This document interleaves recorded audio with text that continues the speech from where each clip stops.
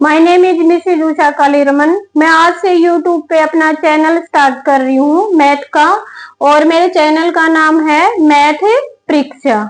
Okay, मैं 1 day course करवाऊंगी। इसमें मैं उन सब एग्जाम की तैयारी करवाऊंगी, जैसे एसएससी, सीजीएल, कैट, बैंकिंग, इनकी। ओके, जैसे एसएससी सीजीएल है आपका, इसमें 2 टीयर आते हैं, टीयर 1 और टीयर 2।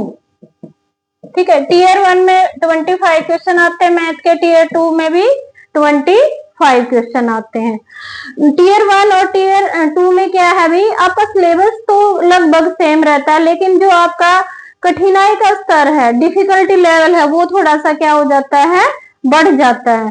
इसमें जो सबसे पहले मैं टॉपिक करवा रही हूँ, संख्या प्रणाली। ठीक है, तो जिन बच्चों का मैथ क्या है भाई शुरू से ही वीक है, मैं यहाँ पे आपको बिल्कुल छोटी से छोटी प्रॉब्लम को क्या है भी सोल्व करवाऊंगी। ओके, और जो आपका इन एग्जाम में है एसएससी, सीजीएल और क्या है भी कैट, इसमें क्या है भी आपका एनसीईआरटी का 10 तक का सिलेबस आता है।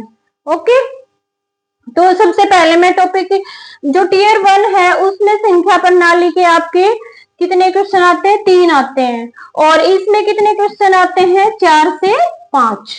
ठीक है, क्वेश्चन आपके क्या है भी संख्या प्रणाली के, इसमें लेवल क्या हो जाता है, थोड़ा कठिन हो जाता है। ओके, वैसे तो क्या है भी बच्चे क्या है भी एग्जाम देने जाते हैं, क्वेश्चन को सोल्व भी करते हैं, लेकिन उसमें क्या है भी वो थोड़ा सा टाइम लगाते हैं। मैं आपको क्या है शॉर्ट ट्रिक से क्वेश्चनों को क्या है सोल्व करना सिखाऊंगी।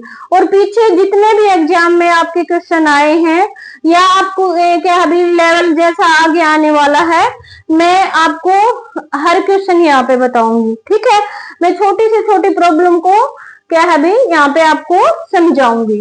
ओके, तो सबसे पहले मेरा टॉपिक कौन सा है, संख्या प्रणाली। ठीक है, इसको इंग्लिश में बोलते हैं नंबर सिस्टम। मैं इंग्लिश मीडियम और हिंदी मीडियम दोनों में करवाऊंगी। ओके, तो संख्या प्रणाली क्या है, संख्या प्रणाली किसे कहते हैं, हम नंबर को कैसे रिप्रेजेंट करते हैं। ओके, तो हमारे पास नंबर को रिप्रेजेंट करने के बहुत सारे तरीके हैं। जो हमारा मेन तरीका है वो हमारा क्या है भाई, हम नंबर्स को डिजिट्स के माध्यम से, मतलब अंकों के माध्यम से क्या करें, रिप्रेजेंट करें। ठीक है, ये हमारा क्या अभी सिलेबस में आता है। वैसे तो आपके पास क्या अभी बहुत सारे हैं, बाइनरी सिस्टम है, डेसिमल सिस्टम है, ठीक है, ऑक्टागोनल सिस्टम है, बहुत सारे सिस्टम है। ठीक है, लेकिन जो हमारे सिलेबस में है मैथ में, वो आता है आपका अंकों के माध्यम से नंबर को रिप्रेजेंट करना। ओके, तो सबसे पहले हमारे पास क्या अभी नंबर, कौन कौन से नंबर होते हैं हमारे पास। सबसे पहले नंबर कौन सा है, नेचुरल नंबर। कौन सा है, नेचुरल नंबर। इसको हिंदी में बोलते हैं प्राकृतिक संख्याएं। क्या बोलते हैं, प्राकृतिक संख्याएं। अब जो प्राकृतिक नेचर से सबसे पहले आई, उनको हम क्या बोलेंगे, नेचुरल नंबर, प्राकृतिक संख्या। ये कहां से शुरू होते हैं, 1 से, 1 2 3 4 ऐसे प्लस इंफिनिटी तक, अनंत तक। तो अगर आपके पास एग्जाम में ये क्वेश्चन आ जाता है, ठीक है, तो ये सबसे छोटी हमारे पास प्राकृतिक संख्या कौन सी है, ठीक है, तो हमारा आंसर क्या होगा, 1। 1 हमारी सबसे छोटी क्या होती है, प्राकृतिक संख्या। ओके, अब जैसे आपके क्या है भाई प्राकृतिक संख्या पे ये क्वेश्चन आ जाए भी, प्राकृतिक संख्याओं का जोड़ निकालो। अगर मान लो हम ऐसे निकाले 1 2 3 4 5, जैसे मैं 5 का ही कह दूं, पहली 5 का क्या है भाई, आप सम निकालो, जोड़ निकालो। ठीक है, तो हमारा पहले 5 तक का जोड़ कितना हो जाएगा, ऐसे जोड़ेंगे तो 1 3 3 6 10 और 15, ऐसे हमारे पास टाइम लगेगा। ये तो छोटी थी भी, हमने जोड़ ली। अगर ज्यादा आ जाए, 100 तक आ जाए, 200 1000 1000 तक आ जाए, तो हम कैसे जोड़ेंगे। ओके, तो इसके हमारे पास क्या भी एक शॉर्ट ट्रिक है, क्या है भाई, क्या फार्मूला है, n प्लस में 1 बाय में 2। जैसे मैं कह दूं भाई आप निकालो, सम निकालो 1 to 100, ठीक है। तो क्या होगा फार्मूला, 100 में 1 ऐड कर दो, 101 और 2। इसको हम काटेंगे तो क्या आ जाएगा 50, मल्टीप्लाई करेंगे 0 5 0, ये आ जाएगा, ठीक है। तो हमें कोई भी क्वेश्चन है उसको एग्जाम में आए शॉर्ट ट्रिक से, ठीक है, टाइम को बचाते हुए हमें उसको क्या करना है, सोल्व करना है, ठीक है, हमें ज्यादा टाइम नहीं लेना है। तो प्राकृत संख्याओं के जोड़ का फार्मूला क्या होगा, जितनी संख्या है टोटल उसमें 1 बढ़ा दो और कितने से डिवाइड कर दो, 2 से, ओके। अब प्राकृतिक संख्याओं को हमें नंबर लाइन के ऊपर कैसे रिप्रेजेंट करेंगे। जैसे यहाँ पे हमारा क्या हो गया 0, ठीक है, 1 2 3 4 ऐसे, ठीक है। और मैंने बताया ना ऐसे डैश डैश छोड़ देना आपको लाइन को। तो 0 तो इंक्लूड नहीं है, तो हमारी कहां से स्टार्ट होंगी, यहां से स्टार्ट होंगी ऐसे, ठीक है। तो ये हमारी क्या हो जाएंगी, प्राकृतिक संख्या है। उसके बाद हमारे पास क्या आता है, होल नंबर। क्या आता है, होल नंबर। होल नंबर को हिंदी में क्या बोलते हैं, पूर्ण संख्याएं। क्या बोलते हैं, पूर्ण संख्याएं। अब पूर्ण संख्या हमारी कौन सी हो गई, अगर हम नेचुरल नंबर में, किसमें, नेचुरल नंबर में क्या इंक्लूड कर दे, 0 और इंक्लूड कर दे, 0 और क्या कर दे, शामिल कर दे, तो हमारे पास कौन सी संख्याएं हो जाएंगी, पूर्ण संख्याएं हो जाएंगी। ये भी कहां तक होती है, अनंत तक, प्लस इंफिनिटी तक, ओके। तो हमारे पास एग्जाम में ये क्वेश्चन आ जाए, ठीक है, जैसे ये क्वेश्चन आ जाए भाई सबसे छोटी पूर्ण संख्या हमारे पास कौन सी होती है, तो क्या होती है, 0। आपको क्या है, नोटबुक ले लेनी है और क्वेश्चन को क्या है साथ साथ नोट करते चलना है, ओके। करो, ये क्वेश्चन लिखो, सबसे छोटे पूर्ण संख्या कौन सी होती है, 0। कौन सी होती है, 0। और ये क्वेश्चन आ जाए सबसे बड़ी पूर्ण संख्या कौन सी होती है, तो क्या अभी हमें नहीं बता सकते, क्योंकि सबसे बड़ी पूर्ण संख्या नहीं है, प्लस इंफिनिटी अनंत, जिसकी कोई भी क्या अभी सीमा नहीं है, ओके। उसके बाद अब देखो आपके पास ये भी क्वेश्चन आ सकता है, क्या प्राकृतिक संख्याओं में 0 होती है, नहीं होती, क्योंकि ये कहां से स्टार्ट होती है, कहां से शुरू होती है, 1 से, ओके। उसके बाद हमारे पास है क्वेश्चन,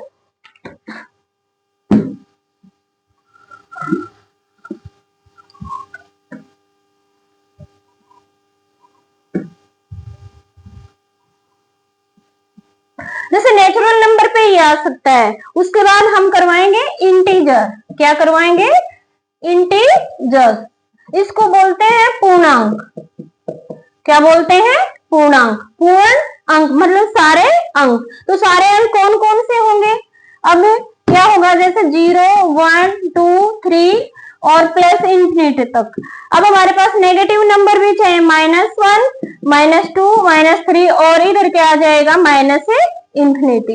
अब इसमें देखो पूर्णांक हो गए हमारे पास, क्या हो गए, पॉजिटिव भी, ठीक है, प्लस के भी, और क्या हो गए, माइनस के भी, नेगेटिव भी, ठीक है, और 0 भी, ओके। अगर आपसे ये पूछे भी सबसे छोटा पूर्णांक क्या होता है, तो हम सबसे छोटा पूर्णांक नहीं बता सकते। और कोई आपसे ये पूछे सबसे बड़ा पूर्णांक क्या होता है, वो भी हमें नहीं बता सकते, ओके। उसके बाद हमारे पास आता है, अब जैसे आपसे कोई यही पूछ ले 1.2 क्या पूर्णांक है, नहीं है, ठीक है, क्योंकि पूर्ण अंक नहीं है, ठीक है, 1 और 1.2, तो पूर्ण अंक कौन से है, 1 2 3, ओके। अब जैसे हमारे पास क्या है अभी 1.2 है, ये जो सिंबल होता है ये ग्रेटेस्ट इंटीजर का होता है, किसका होता है, ग्रेटेस्ट इंटीजर।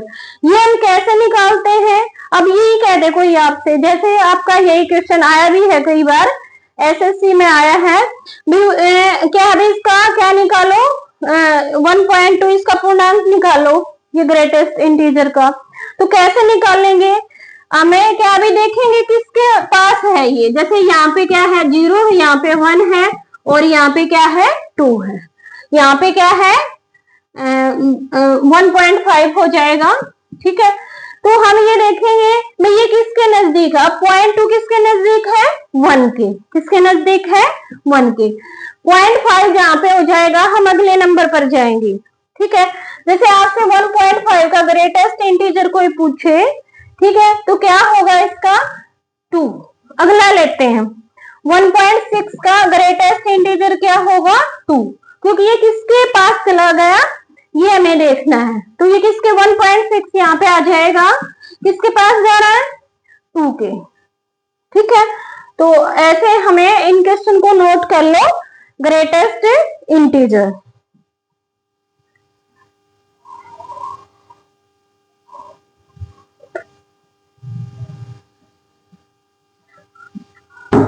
अब जो प्राकृतिक संख्याएं हैं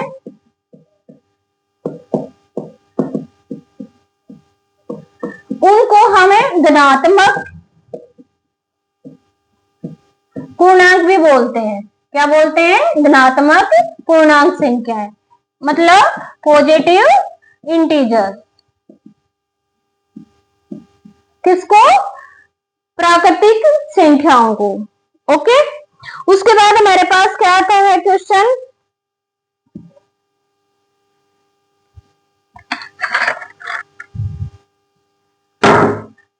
प्राइम नंबर। क्या आता है, प्राइम नंबर। प्राइम नंबर क्या होता है, हिंदी में बोलते हैं हम इसको अभाज्य संख्या। क्या बोलते हैं, अभाज्य संख्या। इससे पहले देख लो एक फैक्टर होता है। क्या होता है, फैक्टर वर्ड होता है, जिसको हिंदी में क्या बोलते हैं, गुणनखंड।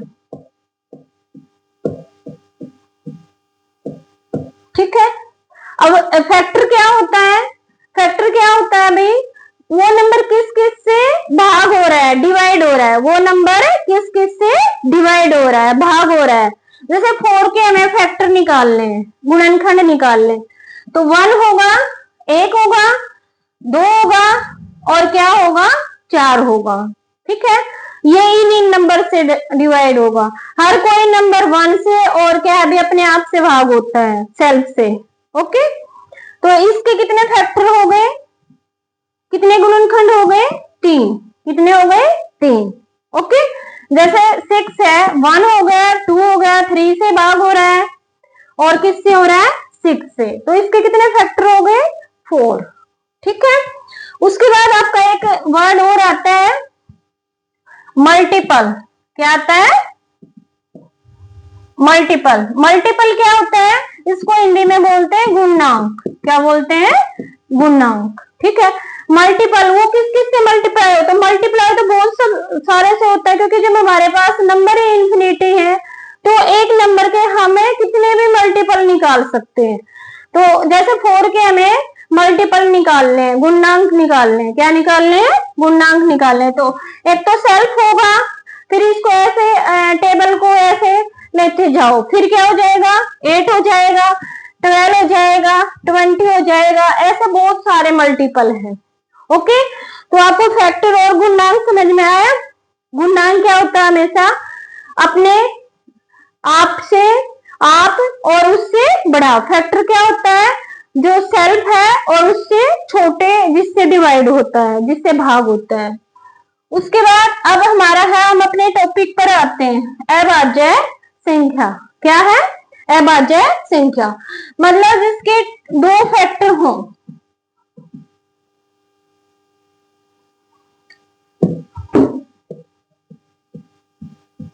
कितने फैक्टर हो, 2, मतलब 2 क्या हो, गुणनखंड हो। ठीक है, जो 1 से और अपने आप से डिवाइड हो। ठीक है, जो 1 से, 1 से और अपने आप से भाग हो, और किसी से भाग नहीं हो। जैसे 2 है, 2 है, 2 किससे हो रहा है, 1 से और 2 से। उसके बाद क्या है 3 है, 3 क्या अभी 1 से हो रहा है और खुद से। तो इनके दो ही फैक्टर हैं, इसके भी दो फैक्टर है, इसके भी दो फैक्टर है, 5 है 1 से और 5 से, इसके भी कितने फैक्टर है 2। तो ये हमारे क्या कहलाएंगे, अभाज्य संख्याएं। सबसे छोटी अभाज्य संख्या क्या है, नोट करो आप क्वेश्चन को। सबसे छोटी अभाज्य संख्या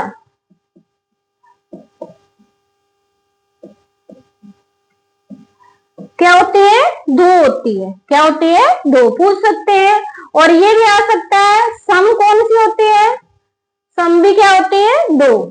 एक दो ही क्या है सबसे छोटी है और क्या है सम भी है। इसके अलावा कोई भी संख्या हमारे पास क्या है अभी इवन नहीं है 2 के अलावा। तो 2 क्या है अभी सबसे छोटी सम अभाज्य संख्या। 3 क्या है, विषम है। क्या है, विषम है। और क्या है अभी विषम सबसे छोटी, विषम सबसे छोटी। तो आपके ये क्वेश्चन आए हैं, विषम सबसे छोटी भाज्य अभाज्य संख्या कौन सी है, तो कौन सी हो जाएगी 3। ओके।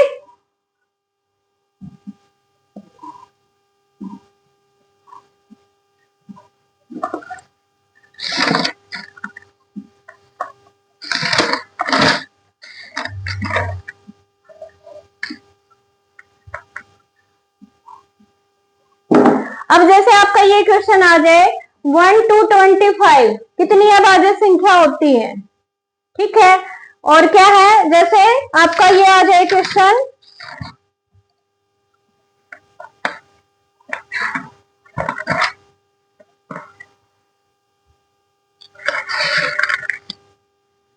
25 to 50 कितनी अभाज्य संख्या होती है, 50 से लेकर 75 तक, 75 से लेकर 100 तक। ओके। तो 1 to 25 कितनी होती है 9, फिर 6, फिर 6 और फिर कितनी होती है 4। ओके। ये आपको याद रख लेना है, ये शॉर्ट ट्रिक से करना है। अभी ये क्वेश्चन आ जाए, जैसे आपके पास क्वेश्चन यही आ जाए 1 to 50, तो 9 + 6 कितना हो जाएगा 15। ओके। तो ऐसे इसको किसी तरीके से याद कर लो। 1 to 25 क्या आ गया 9, 25 to 50 6, फिर 6 6 है, फिर 4, ठीक है। 50 to 75 6, 75 to 100 4। तो इसका मतलब हमारे पास 1 to 100 कितनी होती है, इनको ऐड कर लो 15 और क्या हो गया 6, 21, 21 और 4 कितना हो जाएगा 25। तो 1 to 100 हमारे पास कितनी अभाज्य संख्या होती है 25। ओके। तो इन क्वेश्चन को आप नोट कर लो और शॉर्ट ट्रिक से आपको करने हैं। उसके बाद आता है अभी हमारे पास ट्विन प्राइम नंबर। क्या आता है, ट्विन प्राइम नंबर।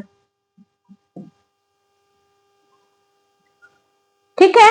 ट्विन को बोलते हैं सह अभाज्य संख्याएं। सहभाज्य संख्याएं कौन सी होती है, हमने क्या अभी संख्या तो कैसी लेनी है अभाज्य, इसके लिए कंपलसरी है संख्या हमारी कैसी होनी चाहिए अभाज्य।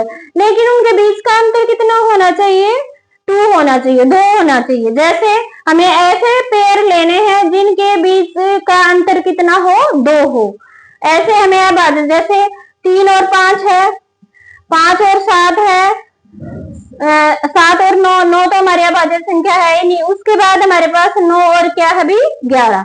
जैसे इनका अंतर क्या है 2 है, 2 है और क्या है 2 है। ओके।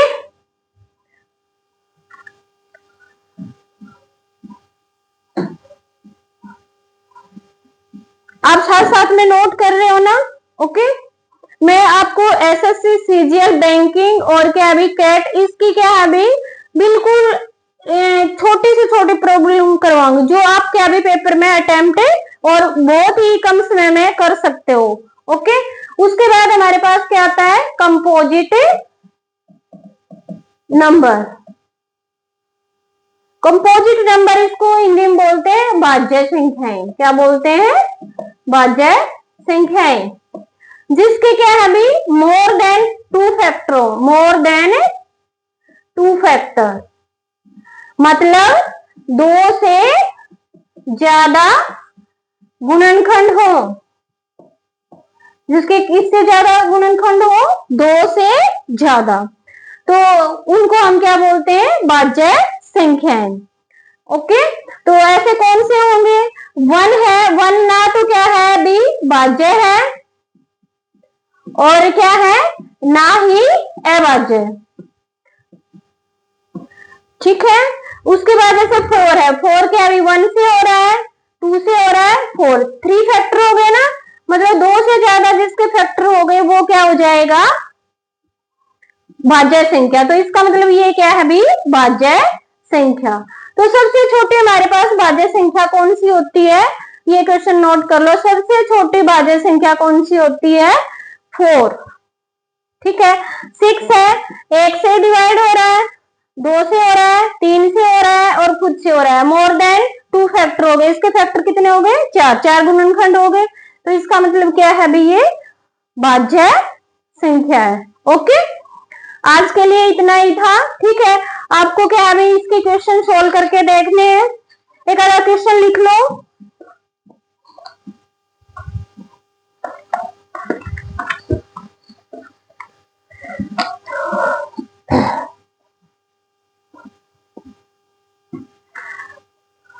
क्वेश्चन नोट करो, कौन सी पूर्ण संख्या है, इनमें से आपको बताना है कौन सी क्या है पूर्ण संख्या। जैसे 0 है, -5 है और 2.5 है और क्या है माइनस के 3.4।